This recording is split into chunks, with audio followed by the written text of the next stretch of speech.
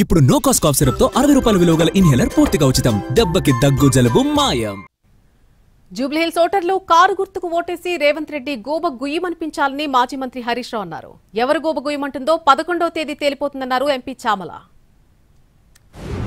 4000 pension ఇవ్వకపోయినా అక్క చెల్లెళ్లకు 2500 ఎగబెట్టినా నాకే ఓటేసి నీకు ఇచ్చేదే లేదు పో అన్నాడా? మరి బిడ్డ నువ్వు ఎగబెట్టినావు కనుకనే నేను ఓడగొట్టినావు, ఇస్తావా సస్తావా అని మనం గట్టిగా జూబ్లీహిల్స్ ఓట్లతోని రాష్ట్ర ప్రజలందరికీ వచ్చేటట్టు చేయాలి.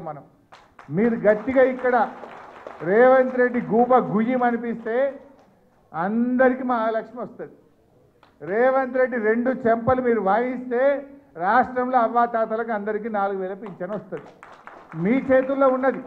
గువ్వ గుయ్యమంటది, చెంప చెల్లుమంటదని మాట్లాడుతూ ఎవరి గువ్వ గుయ్యమంటదో ఎవరి చెంప చెల్లుమంటదో 11వ తారీఖు నాడు తెలుస్తుంది. నవీన్ యాదవ్ నామినేషన్ తోటి క్లియర్ కట్ గా కాంగ్రెస్ పార్టీ గెలుస్తుంది అన్న ఒక ఆలోచన వచ్చి ఇష్టానుసారంగా బావబామర్దులు మాట్లాడుతున్నారు. నేను ఒక్కటే చెప్తున్నా హరీష్ రావు గారు, ఎవరు గూండాలు, ఎవరు డబ్బుల వల వేసి ఓటర్లను మభ్య పెడదామనుకుంటుర్రు, ఎవరు తప్పుడు ప్రచారం చేస్తుర్రో 11వ తారీఖు తేట తెల్లమైపోతుంది.